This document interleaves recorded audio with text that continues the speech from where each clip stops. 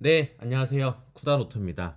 오늘은 일잘러 책에 있는 내용은 아닌데 번외편으로 제가 한 가지 준비를 했습니다. 어떤 거냐면 여러분들 회사에서 제안서 같은 거 많이 쓰시잖아요. 제안서를 쓰실 때 챗GPT를 활용해서 어떻게 하면 쉽게 쓸 수 있는지를 알려드리려고 합니다. 저 같은 경우도 실제로 이렇게 해서 제안서를 많이 쓰고 있어요. 여러분들께 제안서를 쓸 때 유용한 정보들을 알려드리도록 하겠습니다. 먼저 여기 보시면 이렇게 파일들이 보이는데 이거는 실제로 제가 나라장터에 올라와 있는 사업 중에 하나를 그냥 선택해서 입찰할 때 관련된 필요한 문서들을 다운받은 거예요. 보시면 가업지시서, 입찰 공고, 제안 요청서 이렇게 있는데 사업마다 주는 문서들이 좀 다르죠. 저처럼 이렇게 세 개의 문서를 제공하는 곳도 있고요. 아니면 입찰 공고와 제안 요청서만 제공하는 것도 있고 가업 지시서와 뭐 입찰 공고만 이렇게 제시하는 것도 있고요. 뭐 상관없습니다. 어떻게 되든. 그리고 한 가지 더 말씀드리면 정부나 대학 사업 같은 경우는 이 HWP 한글 파일로 문서들이 올라와 있는 경우가 많은데 HWP는 챗GPT에 업로드를 할 수가 없어요. 따라서 HWP는 이렇게 PDF로 변환을 해주고 올려야 됩니다. 그럼 먼저 이 세 개의 파일을 업로드를 하고요. 그리고 당신은 잘 제안서 작성 전문가입니다. 우선 첨부한 파일의 내용을 파악해 주세요 라고 해볼게요. 그럼 챗GPT가 첨부한 이 파일의 내용을 파악해서 어떤 사업인지를 이렇게 이제 알려주죠. 입찰 개요, 과업 내용, 파일에 있는 내용들을 정리해서 말해주고 있습니다. 자, 그러면 이제 본격적으로 제안서를 쓸 텐데 보통은 제안서를 작성할 때 요구하는 양식이 다릅니다. 어떤 곳에서는 PPT로 제안서를 요청하는 것도 있고요. 또 어떤 곳에서는 한글이나 워드의 줄글 형태로 작성을 해서 제안서를 요청하는 것도 있습니다. 둘 다 할 수 있습니다. 먼저 PPT로 제안서를 써보는 걸 해볼게요. 제안서를 작성하려 합니다. 제안서 PPT 의 개요를 작성하고 제안서에서 요구하는 페이지의 개수만큼 슬라이드를 구성해 주세요 라고 프롬프트를 입력해 보겠습니다. 제가 여기서 제안서에서 요구하는 페이지 개수만큼 슬라이드를 구성해 달라 했어요. 그러면 챗GPT가 이 해당 문서에 있는 내용 중에서 제안서를 몇 페이지까지 써야 되는지 내용이 담겨 있다면 그 페이지의 개수만큼 슬라이드를 구성해 줍니다. 보면은 먼저 1페이지에는 여기 들어가야 되고 그 다음 페이지 어떤 내용이 들어가면 되는지를 이렇게 개요를 작성해 주네요. 이렇게 답변을 받았고요. 그 다음에 이제 어떻게 하면 되냐면 각각의 PPT에 들어갈 내용을 정리해 달라고 합니다. 1페이지 표지랑 목차는 굳이 우리가 내용을 정리할 필요는 없고 일단 제안 개요 요 내용을 챗GPT에게 정리해 달라고 요청을 할 텐데 먼저 이렇게 우리가 정리해달라고 요청할 부분을 복사하시고 붙여넣기 하신 다음에 PPT 슬라이드에 들어갈 내용을 정리해 주세요 하면은 챗GPT가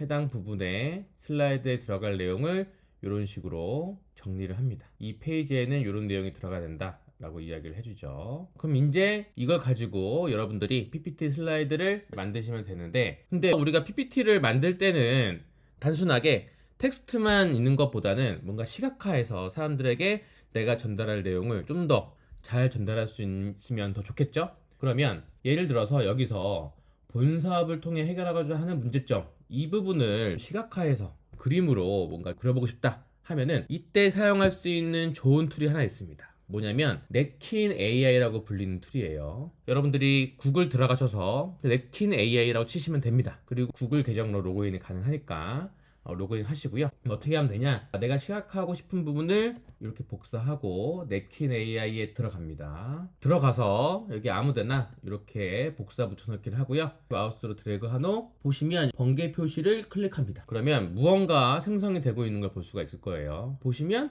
이렇게 시각화하는 여러 가지 그림들이 나오죠. 그럼 이 중에서 여러분들이 원하시는 거 선택하시면 됩니다.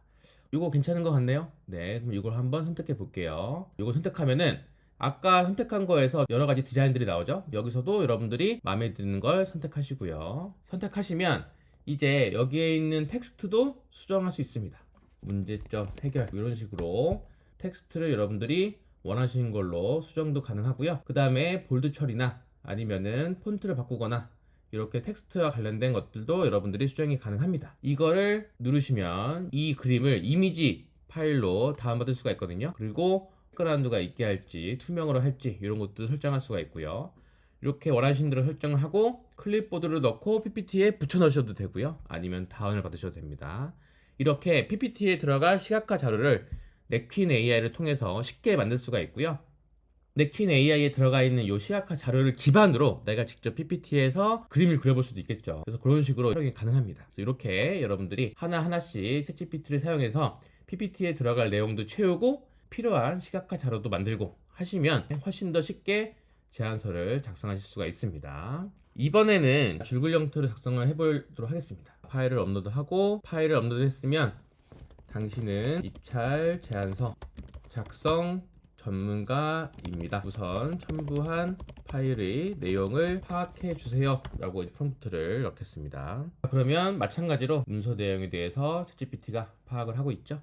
자, 문서 내용에 대해서 파악을 했으면 그 다음에 이제 어떤 걸 하냐면은 우리가 줄글 형태의 글을 쓸 때는 그냥 단순하게 글을 써달라고 하면은 어떤 문제점이 있느냐, 챗GPT가 내놓을 수 있는 답변, 챗GPT의 출력에는 제한이 있어요. 토큰 수에 제한이 있기 때문에 긴 글을 쓸 수가 없습니다.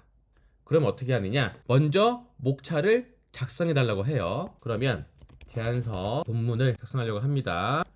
위에서 첨부한 문서의 내용을 잘 반영하여 목차를 작성해 주세요 라고 요청합니다. 그러면 아까 위에서 첨부한 문서를 기반으로 제안서 목차를 작성해 줘요. 목차를 작성했으면 그 다음에 이제 어떻게 하면 되냐면 먼저 제한개요 부분을 복사하신 다음에 붙여넣기 하고 해당 파트를 작성해 달라고 하면 됩니다. 작성해 주세요 라고 해보겠습니다. 그럼 챗GPT가 이렇게 줄글 형태의 내용을 작성하고 있죠. 아주 훌륭하죠? 네.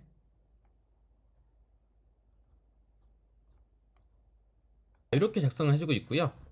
작성을 다 했으면 이제 그 다음에 두 번째 수행 전략 및 차별성 이 부분도 복사해서 붙여넣기 한 다음에 해당 파트를 작성해 주세요 라고 하고 추가적인 조건을 넣고 싶다. 예를 들어서 문장의 끝은 뭐뭐입니다가 아닌 뭐뭐임으로 끝내줘. 그리고 방송 콘텐츠 제작 전문가 스럽게 작성해줘. 이렇게 추가적인 조건을 넣으면 거기에 맞춰서 또 작성을 해줘요. 그래서 보시면 본 사업의 핵심 목표는 뭐뭐임 이렇게 끝나죠.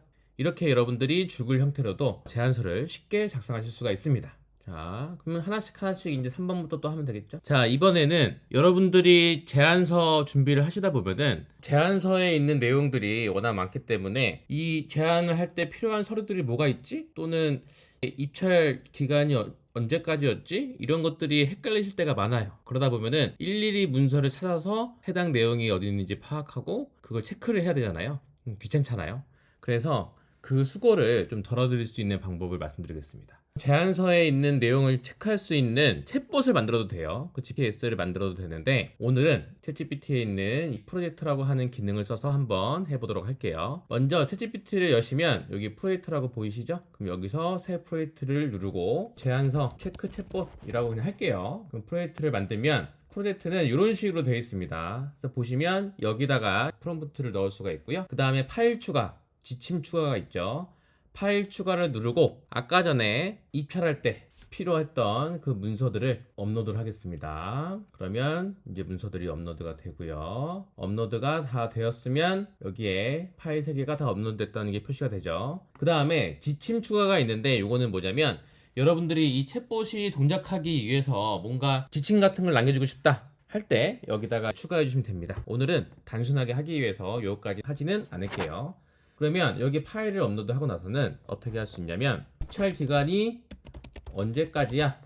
라고 물어보겠습니다. 그럼 챗GPT가 응답을 2개 주고 있는데 입찰 제안서 제출 기한은 2025년 2월 3일 10시까지야. 방문 접수가 허용돼.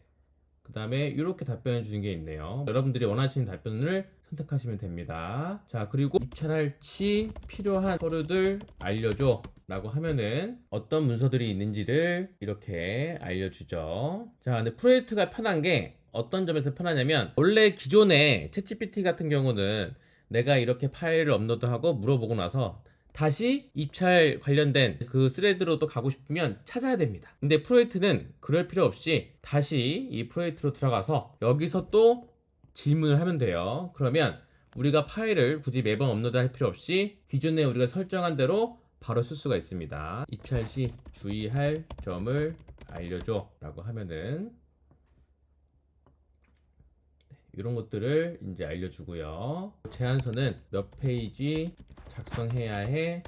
제안서 양식은 어떻게 돼? 이렇게 한번 또 물어보겠습니다. 그럼 이렇게 알려주죠. 프로젝트를 쓰면은 여러분들이 편하게 파일을 업로드 해놓으면 그 파일에 있는 내용 기반으로 언제든지 질문을 할 수가 있고요. 이렇게 프로젝트를 만드셔서 하셔도 되고, 아니면 지난 영상에서 말씀드렸던 요 GPTS 요 챗봇을 만들어서 하셔도 됩니다. 이제 여러분들 제안서 쓰시는 때 훨씬 더 쉽게 빠른 시간 내에 제안서를 쓰실 수가 있겠죠? 감사합니다.